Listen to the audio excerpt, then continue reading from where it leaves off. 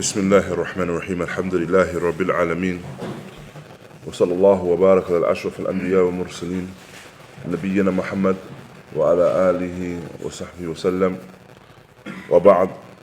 Alhamdulillah, we continue with the explanation of Thalāthat al-Uṣūl by Shaykh al-Islām Muḥammad bin al-Wahhāb raḥimahullāh, with the explanation of Shaykh Zayd al-Madkhalī rahimahullah. And alhamdulillah, where we have currently reached now is in relation to the discussion about the anwā' al-ibadah, the different forms of ibadah, what are regarded as being actions of ibadah. And so Shaykh al-Islām Muḥammad Abdul Wahhāb goes on to mention وَمِنْهُ الدُّعَاء. So from these forms of ibadah, then you have ad-du'a. And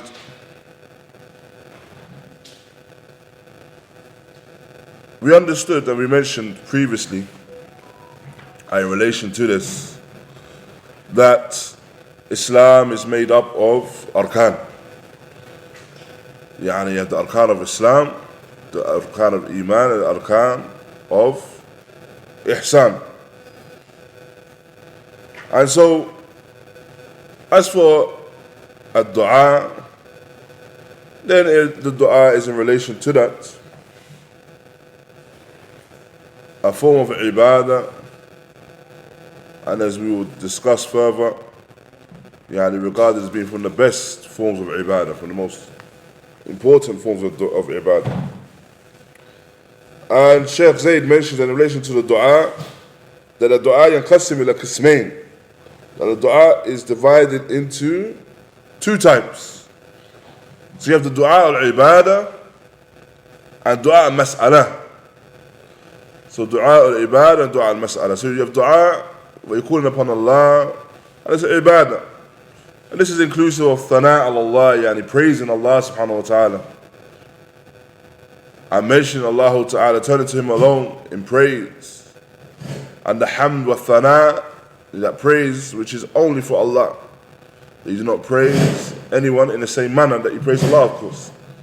And so this thana al-Allah, this praise of Allah, no doubt is regarded as being ibadah. And the du'a in relation to ibadah is the turning to Allah, as mentioned here, the turning to Allah in every form of ibadah, whether that be ibmaliyah, badaniyah, or huma ma'an. So turning to Allah in ibadah, whether that be by way of your wealth, so worshiping Allah with your wealth, worshiping Allah with your badan, your body, or worshiping Allah using the two of them combined. And so if you're talking about the worship of Allah Ta'ala using your wealth, then of course this is referring to actions such as giving sadaqah, giving charity, or dua or ibadah rather with your body, which is actions such as a salah, establishing a salah.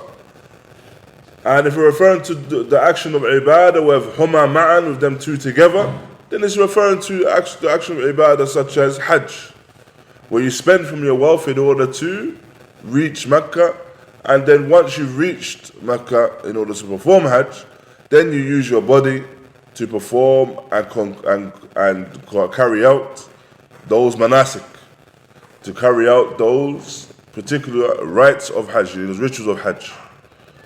And the affair of ibadah is that this is only for Allah Ta'ala alone. And this is in accordance with the statement of Allah Ta'ala, وَمَا خَلَقْتُ الْجِنَّ وَالْإِنسَ إِلَّا لِيَعْبُدُونَ. I have not created the jinn nor mankind, and I have not created the jinn nor mankind except to worship me alone. I single out Allah Ta'ala alone in ibadah. And so we understand that this affair of Tawḥīd لا يتم Tawḥīd cannot be completed.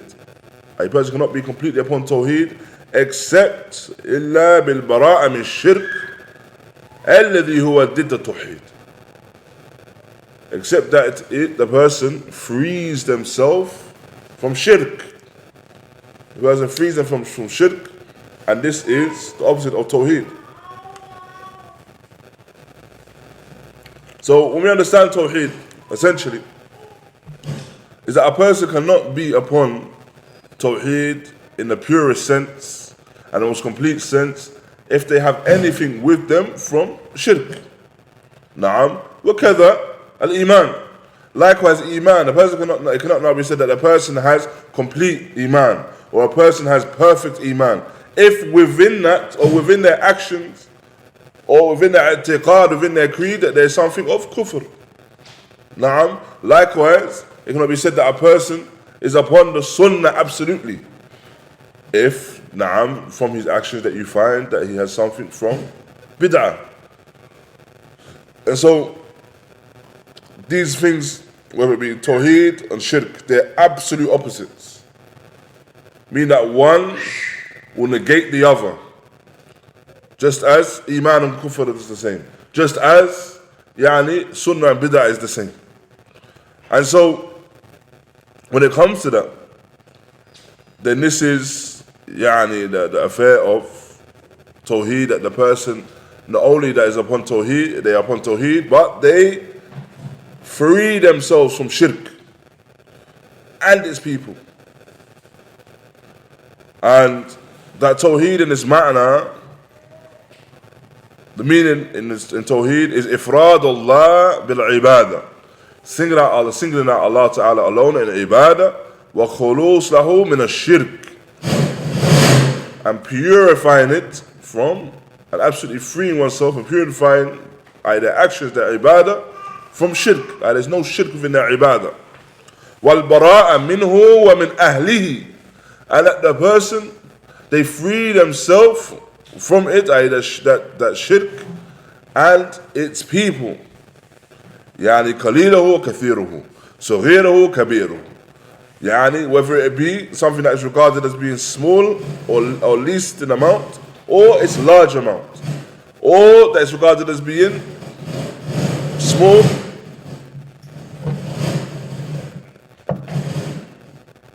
or is regarded as being larger.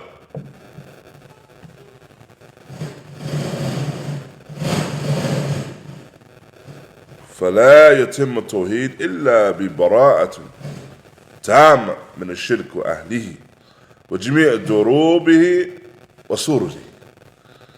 And so Tawḥīd is not complete except for one freeing oneself absolutely from shirk and his people and all of its forms and the manner in which it occurs. ولهذا قال العلماء لا ولاء إلا ببراء. That wala, loving for the sake of Allah, cannot occur except with bara, in hatred for the sake of Allah, and disassociation for the sake of Allah. And this, no doubt, is something which is in opposition to many of the ibarat that you find people state. Whether this be the ibarat of the Nasara, the ibarat of the Christians, where they say that this affair is one of absolute love. Now, whatever they speak is about love, and love alone. Well, however, no doubt, you have to disassociate yourself from particular affairs. So you have to love the haqq, no doubt, but you hate batil, you hate falsehood. At the head of falsehood is shirk. And you disassociate yourself from that and its people, because the people are the ones performing the action. Again, as you hear this the ibara that being people say, or the statement where people say, hate the sin but not the sinner. Na'am, it's batil. Because the sinner, the one that is doing the action is in place because the person fulfilled it. He did the action. And so, no doubt, we hate both. We just disassociate ourselves from both. We free ourselves from both. We free ourselves from the action, and we free ourselves from the one doing the action, the one that indulges in the action. Likewise, we have in this statement of, or this slogan, it's not only is it a statement, but it's become a slogan of the Ahmadiyya, the Qadianis, where they will say, Yani, love for all, hatred for none. It's batil. That if you love everything, then that means it's inclusive of loving shirk and his people. And this is something now with no doubt, which means there's a deficiency in Tawḥīd. Because in order for a person's Tawḥīd to be upright and complete, there has to be Tawḥīd along with freeing oneself from shirk. That the person frees himself from shirk and his people. This is how an individual establishes Tawḥīd in a manner which is correct and upright. And so it's not just a scenario where a person states that it's love for all, hatred for none. Just loving, absolute love. No, rather, one and the same can be true. And it's not a case that when we state that we disassociate ourselves from actions or its people, or we hate actions or its people, that it's an action of indulging in negativity, people say as well. No, rather, because we want to maintain the haqq, which is absolutely positive, the haqq, then we have to absolutely remove anything that opposes that. So there's no wala illa bil bara. There's no loving for the sake of Allah, except with bara, hating for the sake of Allah. Along with that, we have the second type of du'a, which is du'a al-mas'ala. And this du'a al-mas'ala huwa talab min Allah, seeking something from Allah. You're seeking from Allah that Allah subhanahu wa ta'ala fulfills your needs, whether it be your needs within the deen, your religious needs, or the needs that you find that you have within the dunya, and the needs that are found within the dunya. Likewise, that which you seek from Allah subhanahu wa ta'ala is that He Azza wa Jal removes any form of hardship or any tests, or removes anything that's harmful in your way. And this is done in all of the affairs that cannot be done or cannot be fulfilled except by Allah.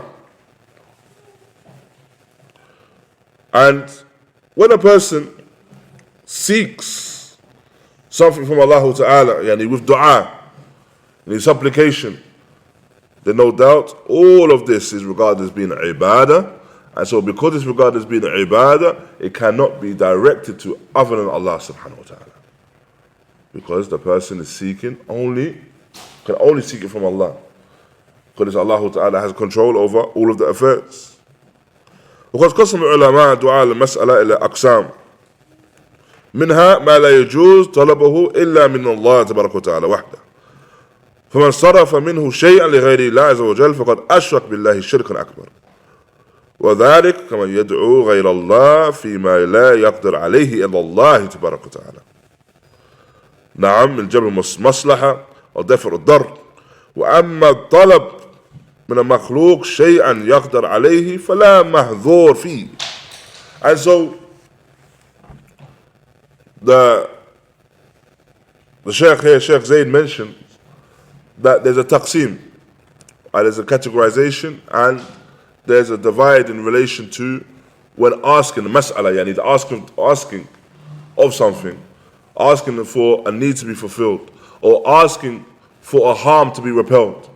There are of types, there are different types. Now, one of them is that it's an affair that can only be fulfilled by Allah. And so this cannot be directed to other than Allah. And if a person directs that mas'ala, that asking, that dua, essentially, to other than Allah, then this person has fallen into major shirk. That individual of such has fallen into major shirk. Because they have directed this form of ibadah to other than Allah. And it's an action that cannot be fulfilled except by Allah. Then you have seeking something from the creation is something that the person can do. So you ask someone for something and it's in their capability. Then this is something which is not regarded as being haram. this particular action is not regarded as being one which is haram, and Allah Ta'ala knows best. Thereafter, Shaykh al-Islām Muḥammad ibn Abdul Wahhāb goes on to discuss from these forms of ibadah al-Khawf, yani fearing Allah, that this is from the anwa' al-ibadah, and that it's a affair of fearing Allah subhanahu wa ta'ala. Now, this affair of fearing Allah subhanahu wa ta'ala is likewise another form of ibadah. The difference between the du'a and the khawf essentially is that du'a is an action that is performed with the limbs and upon the tongue. Naam, and it's an action of ibadah performed upon the limbs, upon the tongue. However, when it comes to the affair of khawf, I fear, then this action of ibadah emanates from the heart. And so this is a clear indication as well, or a clear proof of the definition of Ahlul Sunnati wal Jama'ah in relation to īmān. The īmān is tasdeeq al-qalb, qawl bil-lisan, wa amal bil-jawarih. Yazid bi-ta'atillah wa yanqus bi-ta'at al-shaytan, or bi-ma'siyatillah. And that īmān is belief in the heart.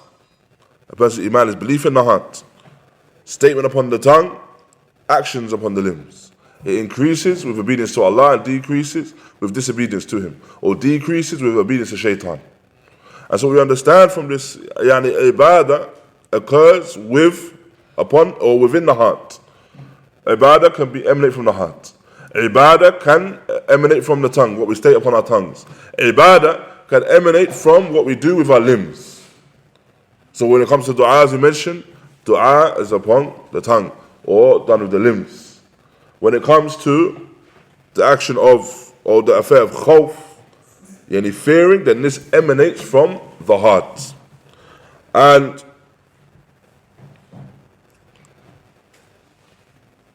likewise,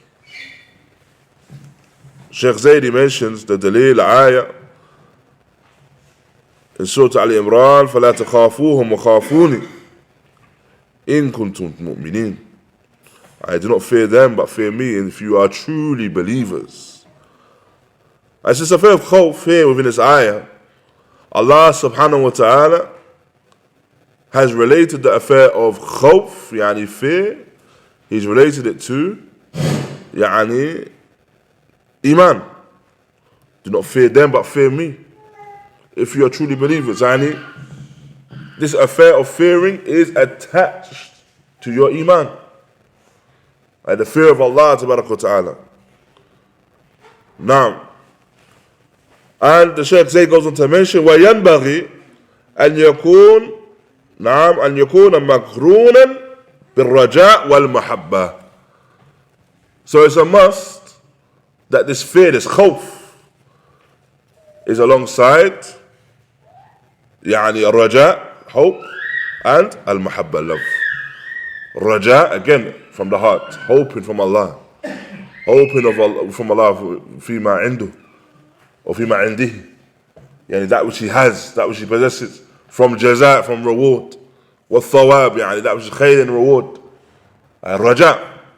And likewise, mahabba, loving Allah, that this love of Allah subhanahu wa ta'ala, again, emanates from the heart. This love of Allah tabarak wa ta'ala, which Imam al-Sa'di raḥimahullāh mentions, is from the asas and the uṣūl of Tawḥīd. Loving Allah is from the basis and the foundation of your Tawḥīd, all emanating from the heart. And so Shaykh Zayd raḥimahullāh, he mentions that they should all three of these things must go hand in hand. Go together. You can't just have one without the other. Or one without the others, or two without the other. They all have to be within, or going hand in hand together. Thereafter, Shaykh mentions raḥimahullah, Shaykh Zayd mentions raḥimahullah, وقد ذكر العلماء أن الخوف ثلاثة أقسام. And then the ulama, they mention that fear is made up of three categories. Fear is made up of three categories. أحدها, the first of them, or one of them, Khawf al-shirk. So the first that Shaykh Zayd mentions is the fear that is shirk, يعني, that falls into shirk. وهو أن يخاف من غير الله, من وثن أو طاغوت أو ميت أو غائب من الجن أو الإنس أن يصيبه كما يكره. وهذا هو الواقع اليوم من عباد القبور. نعم في بعض الأقطار. And so this fear which is shirk, is that the person has that fear for other than Allah. So they have fear of an idol, مثلا. They have fear of a false deity. They fear the dead, or they fear the one that is unseen, or the one that is absent, whether it be from the jinn or mankind. And they fear that this particular individual or thing will bring about a harm, or bring about something that or cause a calamity to before them. Na'am. And this is from the actions and the maqam of the people that worship the graves. That they will go to the graves and worship at the graves.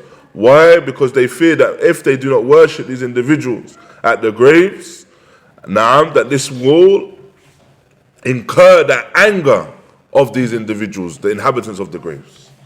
It will incur the anger of these inhabitants of the graves. And if it incurs their anger, then as a result of that, a musibah may fall upon them. And a calamity may fall upon them. This is the attitude that they have.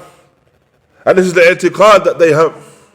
Again, because we're referring to the affair of the heart. So when they fall into shirk in relation to this affair of khawf, is due to, no doubt, that which they hold within their hearts by way of their i'tiqad, by way of their creed, by way of their belief. What do they believe about this ghaib? What do they believe about the one that is absent? What's the belief that they hold about the one that is absent? If they hold a particular belief about the one that is absent, now that they can bring upon them masa'ib, bring upon them calamities, then due to this is what you will find. Then you will find that these individuals will begin to act in a manner which is not befitting of them.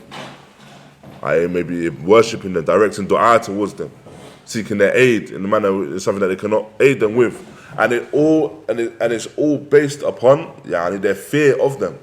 So they fear these things, and so this is what is, as mentioned, these are the actions of those that worship at the graves, and so they fear them. And then they seek to scare the people of Tawḥīd. They seek to scare the people of Tawḥīd by way of, as we state, the same statements. If you do not embark upon what we're upon, by way of worshipping these graves or these idols or this particular jinn, if you do not worship them and please them, or you do not please them generally, then what will occur from that is an action or an affair of a calamity befalling you.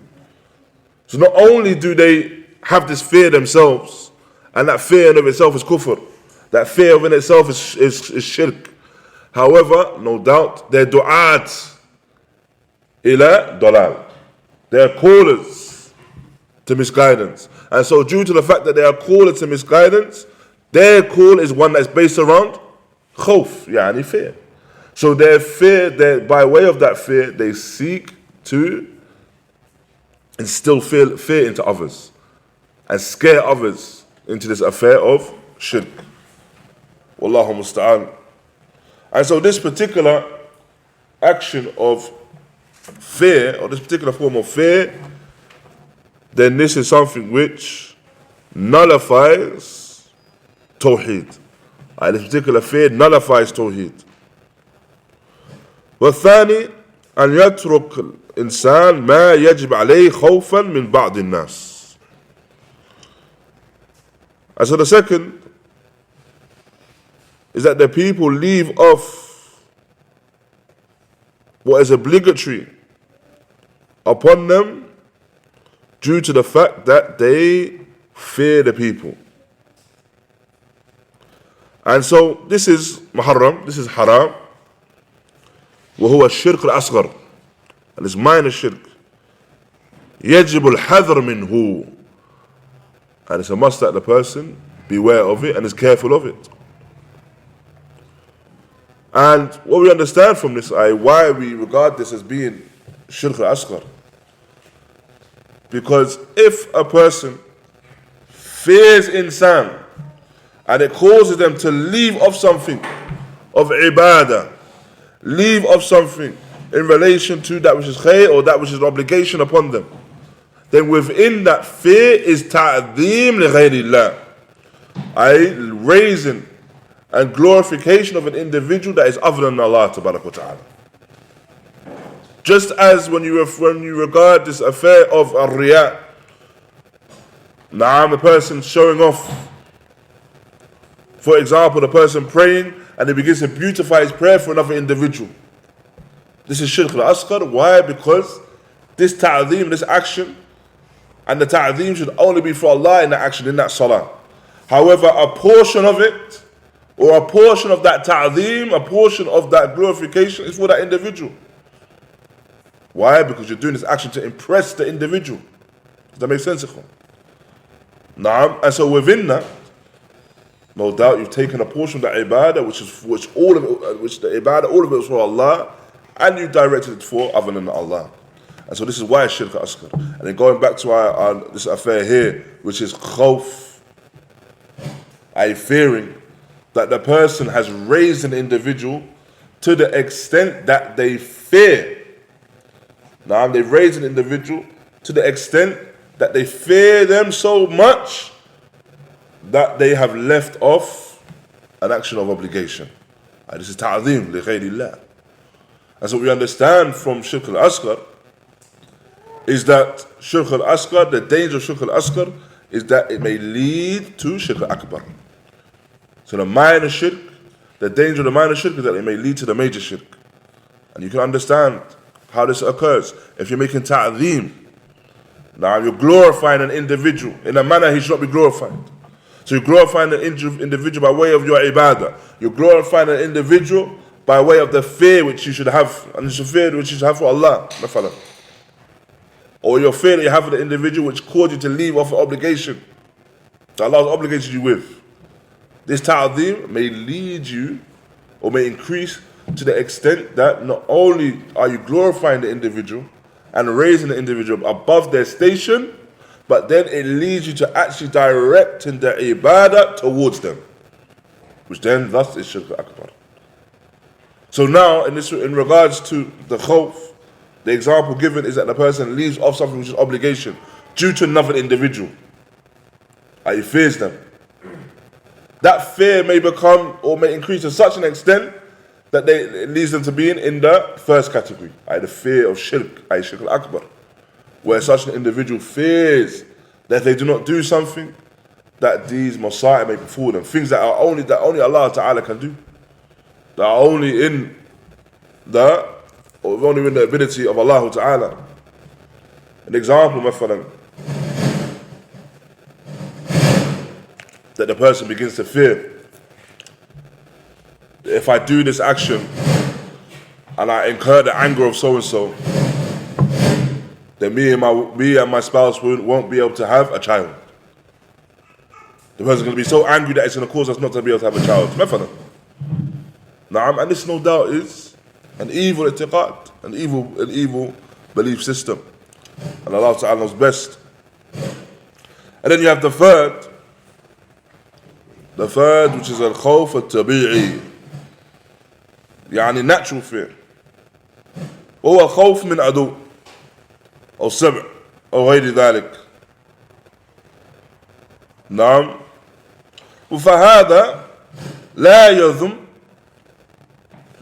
هذا لا يذم صاحبه.